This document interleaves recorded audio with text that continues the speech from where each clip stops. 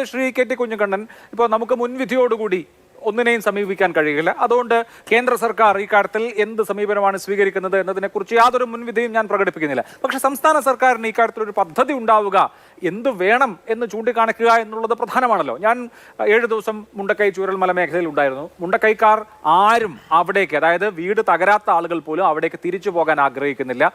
അത് ഇനി വാസയോഗ്യമായൊരു പ്രദേശമല്ല. മുഖ്യമന്ത്രി ഒരു ടൗൺഷിപ്പ് അനൗൺസ് ചെയ്തിട്ടുണ്ട്. അപ്പോൾ ഈ ഉരുൾപൊട്ടൽ സാധ്യതാ മേഖലയിൽ നിന്ന് പൂർണ്ണമായും അപകടത്തിൽ ജീവൻ നഷ്ടപ്പെടാത്ത അല്ലെങ്കിൽ വീടുകൾ നഷ്ടപ്പെടാത്ത ആളുകളെ, അവരുടെ ബന്ധുക്കളെ അടക്കം പൂർണ്ണമായും ഒരു പുതിയ ടൗൺഷിപ്പിലേക്ക് മാറ്റിപ്പാർപ്പിക്കുന്നത് സംബന്ധിച്ച ഒരു കൃത്യമായ പ്ലാൻ ഉണ്ടോ? എന്താണ് കേന്ദ്ര സർക്കാരിനോട് ആവശ്യമുള്ളത്? ഇപ്പോൾ നാഷണൽ ഡിസാസ്റ്റർ റിലീഫ് ഫണ്ടിൽ നിന്ന് പണം അനുവദിച്ചിട്ടുണ്ട്, അതിപ്പോൾ 2 ലക്ഷവും മറ്റും ഒക്കെയാണ്. അതിനപ്പുറത്ത് ഇവരുടെ ജീവനവും ഉപജീവനവും ഉറപ്പാക്കാൻ എന്തൊക്കെ ചെയ്യാൻ കഴിയും? അത് കുറച്ചുകൂടി കോൺക്രീറ്റ് ആയിട്ടുള്ളൊരു പദ്ധതി ആവശ്യമുള്ള കാര്യമാണ്. അതിന് എന്താണ് പറയാനുള്ളത് എന്നുള്ളത് വളരെ പ്രധാനപ്പെട്ട ഒരു കാര്യമാണ്.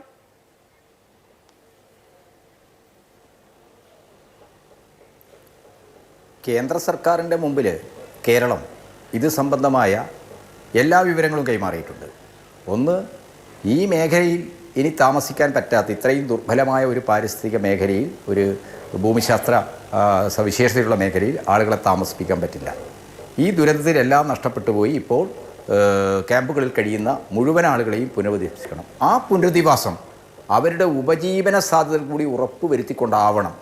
അവർക്ക് ആവശ്യമായുള്ളതെല്ലാം ഈ ടൗൺഷിപ്പിൽ ഉണ്ടാക്കണം. ഇതിനാവശ്യമായി എല്ലാ രംഗത്തെയുമുള്ള വിദഗ്ധന്മാരുമായിട്ട് സർക്കാർ ചർച്ചകളും അവരുടെ അഭിപ്രായങ്ങളുമൊക്കെ സ്വീകരിച്ചു കൊണ്ടിരിക്കുകയാണ്.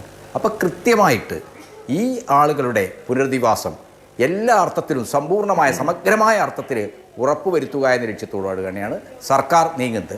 അപ്പോൾ നമ്മുടെ മുമ്പിൽ വരുന്ന ഒരുപാട് പ്രശ്നങ്ങളുണ്ട്. അവിടെയാണ് വയനാടിൻ്റെ പാരിസ്ഥിതിക അവസ്ഥ നമുക്ക് സീരിയസ് ആയി കണക്കിലെടുക്കേണ്ടി വരിക. അവിടുത്തെ പരിസ്ഥിതി ലോല പ്രദേശങ്ങൾ ഏതൊക്കെയാണെന്ന് കണ്ടെത്തി അവിടെ അത്തരം കെട്ടിടങ്ങൾ ഉണ്ടാക്കാത്ത അവസ്ഥ ഉണ്ടാക്കുക.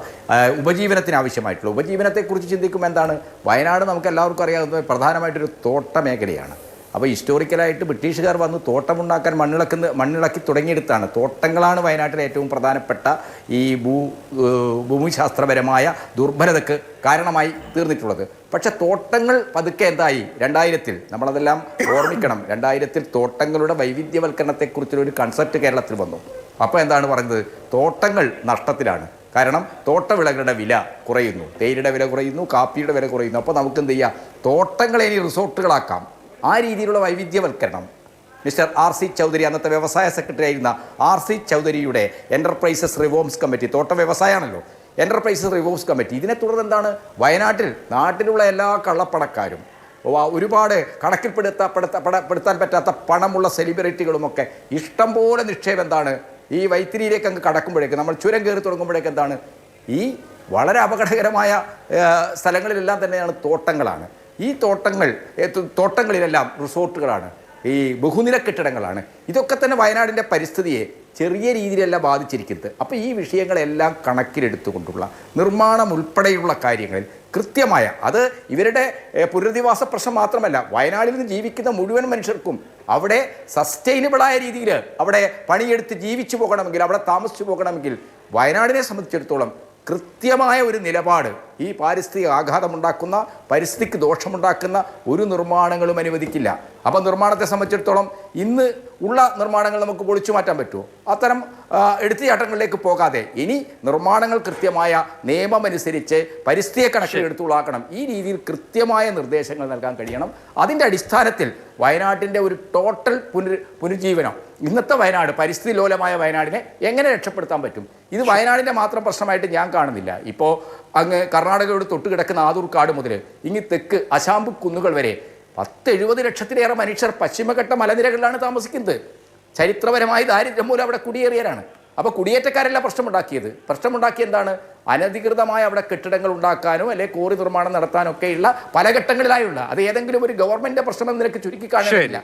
നമ്മുടെ സമ്പദ്ഘടനയിലുണ്ടായ എങ്ങനെയെങ്കിലും പണമുണ്ടാക്കാം, അതിനുവേണ്ടി ഏത് തരത്തിലും നിക്ഷേപം നടത്താം, ഈ മുതലാളിത്ത വികസനത്തെ പ്രതിരോധിക്കുന്ന വളരെ മാതൃകാപരമായ രീതിയിലുള്ള ഒരു പരിസ്ഥിതി സംരക്ഷണത്തിൻ്റെയും പുനരധിവാസ രംഗത്ത് ഒരു കേരള മാതൃക സൃഷ്ടിക്കാൻ ഈ ദുരന്തം നമുക്ക് പാഠമാകണം. ഈ ദുരന്തത്തിൽ നിന്ന് പാഠം പഠിച്ചുകൊണ്ട് എങ്ങനെയാണ് പരിസ്ഥിതിയെ സംരക്ഷിച്ചുകൊണ്ട് നമ്മൾ പുനരധിവാസം നടത്തുക, ജനങ്ങൾക്ക് ജീവിച്ചു പോകണം, അവരുടെ ഉപജീവന മാർഗങ്ങൾ ഉറപ്പുവരുത്തണം. അതിന് വേണ്ടി എന്താണ് ഒരുപാട് ഇന്നത്തെ തൊഴിൽ മേഖലയെ, കൃഷിയെ ഒക്കെ തന്നെ എങ്ങനെ സഹകരണ അടിസ്ഥാനത്തിൽ സംഘടിപ്പിക്കാൻ കഴിയും, എങ്ങനെ അവർക്ക് തൊഴിൽ കൊടുക്കാൻ പറ്റും, അവരുടെ ഉപജീവന മാർഗ്ഗങ്ങൾ എങ്ങനെ ഉറപ്പിക്കാൻ കഴിയും, അതോടൊപ്പം കുട്ടികളുടെ വിദ്യാഭ്യാസം ഉൾപ്പെടെയുള്ള എല്ലാ കാര്യങ്ങൾക്കും അവർക്ക് സൗകര്യം ഉണ്ടാക്കണം.